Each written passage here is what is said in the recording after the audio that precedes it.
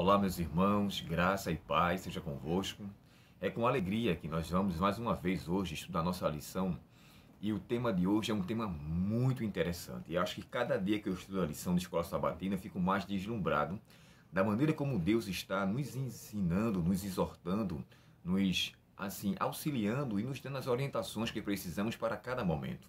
Antes, eu queria compartilhar com vocês da alegria. Na sexta-feira, quando eu cheguei, até esqueci de falar ontem, chegou a nossa lição do próximo trimestre. Iremos estudar sobre vida, morte e ressurreição. Esse é um assunto muito importante, onde existem tantas crenças infundadas fora da Bíblia, onde temos tantas, como é que eu posso dizer assim, conclusões errôneas no que o contexto bíblico fala. Então a gente vai ter o prazer de passar 3 meses estudando sobre vida, morte e eternidade. E no caso eu falei sobre ressurreição, né? É aquilo que vai nos ocasionar quando Cristo voltar. Todos aqueles que ressuscitarem na primeira ressurreição terão a honra de receber a eternidade. E isso vai ser um assunto de muita valia, de suma importância. Então, eu já faço aqui o convite para que, de acordo com a graça de Deus e a sua bondade, a gente possa estudar juntos também a lição do próximo trimestre. Mas hoje, de forma especial, a gente está estudando o assunto que envolve lutando com toda a energia. Eu falei com vocês ontem sobre esse termo energia e o significado do termo grego no livro de Colossenses e o porquê disso. Paulo usou essa expressão, e eu vou só relembrar para vocês contextualizarem o assunto. O povo tinha muita crença infundada e eles eram baseados em filosofias onde, segundo as suas crenças, Cristo era um ser inferior. Existia o gnóstico, né, que ele invalidaria a divindade de Cristo junto com a sua humanidade. Existiam as filosofias da crença em anjos, ou seja, os anjos eram intermediadores ou intercessores. Então, essas vãs sutilezas que Paulo descreve, ele então começa a dizer, esse poder que vocês acreditam ou nessa atuação não condiz com o Cristo que eu estou pregando. E agora, o termo que ele usa, a energia, fala assim, existe um poder de fato que é real. Então, o termo que Paulo usa é de acordo com o contexto do que ali foi descrito.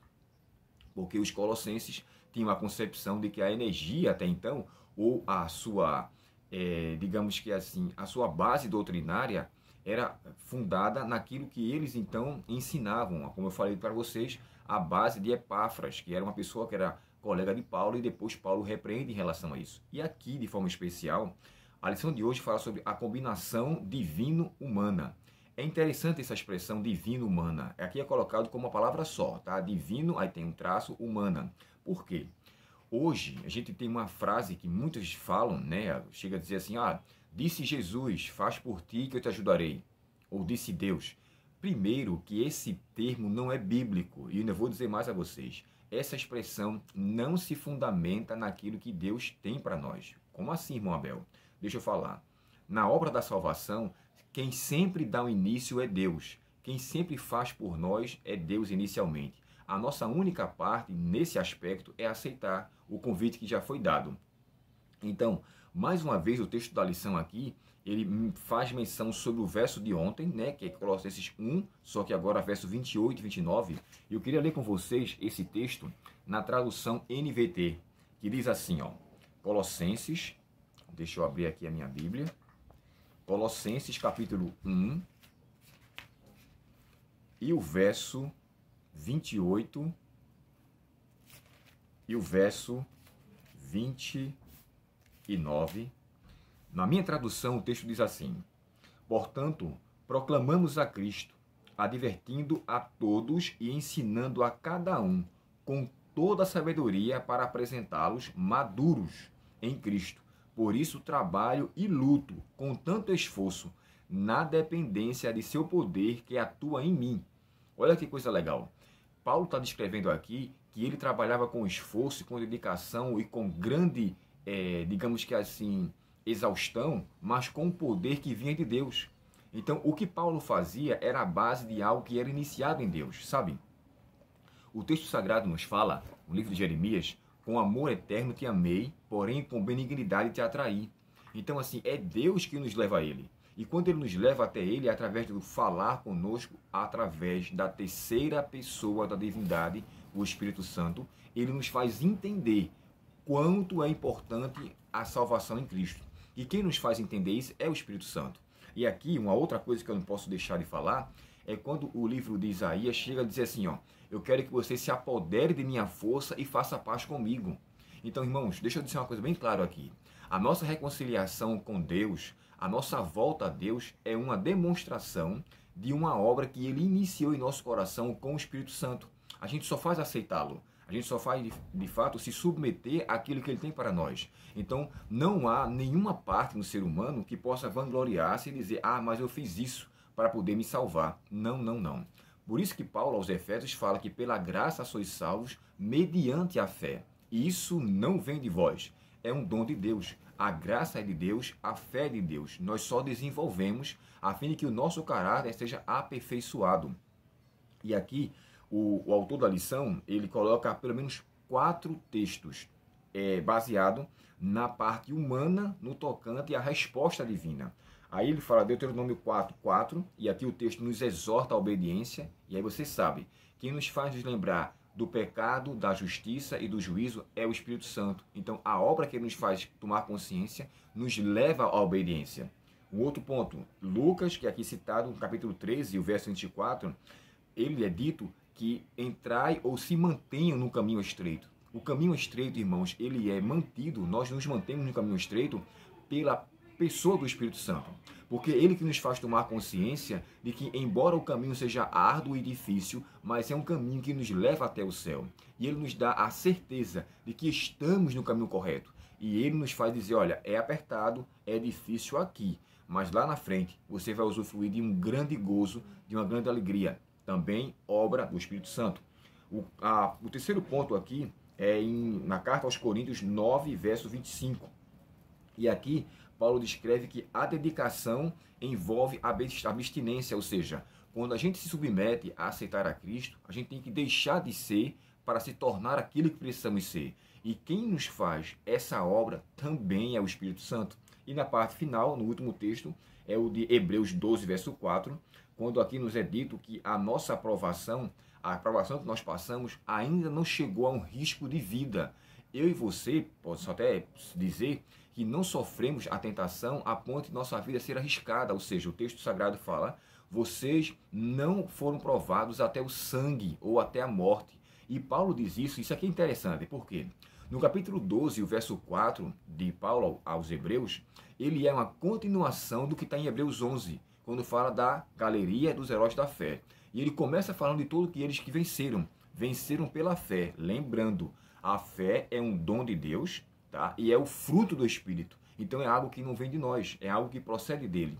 E quando Paulo termina o capítulo 11, ele entra no capítulo 12 dizendo assim, ó, visto que nós estamos rodeados de tão grande nuvem de testemunhas. Que testemunhas são essas? As testemunhas que estão no capítulo 11 de Hebreus. Então, essas testemunhas nos fazem entender que eles venceram na fé e pela graça e atuação de Cristo, nós também iremos vencer. Isso é fantástico. Sabe por quê, irmãos? Não há mérito humano aqui. Se você tem dificuldade em sua vida espiritual, Deus está disposto a lhe ajudar. Se você tem uma fragilidade que você não consegue vencer, Deus está disposto a lhe recuperar, Ele dá o devido auxílio. Isso a todos. Tiago descreve que aquele que tiver falta de sabedoria, peça a Deus, que a todos dá liberalmente. Então, assim, Deus está sujeito a todos nós. E uma coisa que eu quero deixar claro aqui, antes que eu me esqueça. A obra de salvação, ela iniciou com Deus, continua com Deus e terminará com Deus. E o ser humano, ele aceita o que iniciou, ele permite a atuação do Espírito contínua e ele se coloca a uma disposição de estar lá na frente no futuro, em uma condição ainda mais fortalecida. Então, tudo que Deus faz é iniciar, tudo que nós fazemos é aceitar. Quando Cristo voltar, nenhuma pessoa poderá colocar mérito por algo que se fez, mas tão somente dizer obrigado, Senhor, porque o Senhor me ajudou a te aceitar. O Senhor me ajudou a renegar a mim mesmo e hoje eu estou aqui, porque eu te aceitei. Sabe, eu gostaria de pelo menos citar 3 textos na Bíblia muito conhecidos. O primeiro é Mateus 11, 28. Jesus fala assim, ó, vinde a mim todos que estáis cansados e sobrecarregados, que eu vos aliviarei. É Deus convidando nós a irmos até Ele. O livro de Isaías, no capítulo 11, o verso 18, 1 verso 18, Isaías diz assim, Vinde, pois, e arrazoemos, ainda que os vossos pecados sejam como a escarlata. Deus nos convida do jeito que estamos, com o pecado que nos encontramos, para nos tornar aquilo que Ele almeja fazer em nossa vida. Então, assim, a combinação divina-humana tem que ser levada em consideração uma disposição de aceitá-lo por um convite que já foi feito antes. E para fechar aqui, o texto muito conhecido de Apocalipse 3, verso 20. Eis que estou à porta e bato. Se alguém ouvir a minha voz e abrir a porta, entrarei em sua casa. Então, assim, Deus bate, Ele espera e aguarda. Se a gente escuta, abre, Ele entra. Então, Ele vai ter uma relação conosco. Quem iniciou com isso? O próprio Deus. Adão pecou, Deus vai até Adão e pergunta: onde estás? Caim, então, por não ter sido aceito pela oferta que ele ofereceu, sabendo que era uma oferta inadequada, Deus vai até ele e conversa com ele. Quer dizer, é o pecador que está fugindo e é Deus que vai ao encontro. Na obra de salvação, o que prevalece é Deus buscando o homem e não o homem buscando Deus. O homem só corresponde ao chamado de Deus para a sua grande recompensa que Ele quer nos dar. Uma coisa que eu quero deixar claro aqui, irmãos, é bem sério. Por favor, dentro de tudo que eu falei para vocês, não diminua a pessoa do Espírito Santo. Porque Ele não é poder, Ele tem o poder.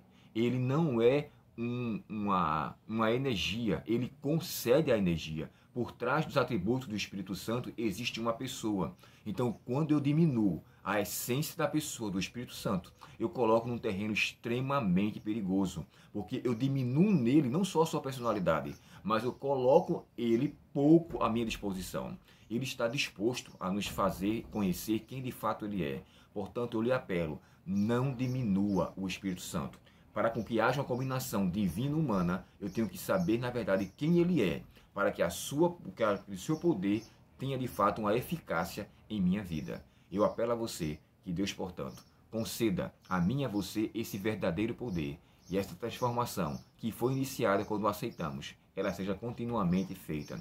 Aqui, para os meus amigos que vão ouvir, que não são adventistas, que não são cristãos, mas que talvez sejam simplesmente pessoas, quando eu falo assim simplesmente, não estou diminuindo, mas são irmãos nossos católicos ou de outras denominações, eu quero deixar uma coisa bem clara. Reconheça que Deus te ama muito, e independente de denominação, o Espírito Santo fala com você como fala comigo. Ele quer fazer com que o poder dos céus se aperfeiçoe em minha fraqueza e que dessa forma eu consiga em Cristo a tão sonhada vitória. Para um atleta, Paulo, quando escreve ali a sua carta, ele se despede de muitas coisas. Porém, ele sabe que ele quer alcançar uma recompensa corruptível. Nós, porém, procuramos uma herança incorruptível. Que essa herança seja uma realidade e que eu e você nos submetamos ao senhorio da pessoa do Espírito Santo. Deus abençoe e vamos orar agora para que Deus nos auxilie mais uma vez através do estudo que foi aqui apresentado. Querido Pai Celestial, obrigado, Senhor, por ser tão grande, maravilhoso, tão grande auxiliador para conosco. A tua obra, Senhor, se iniciou desde o dia em que nós te aceitamos.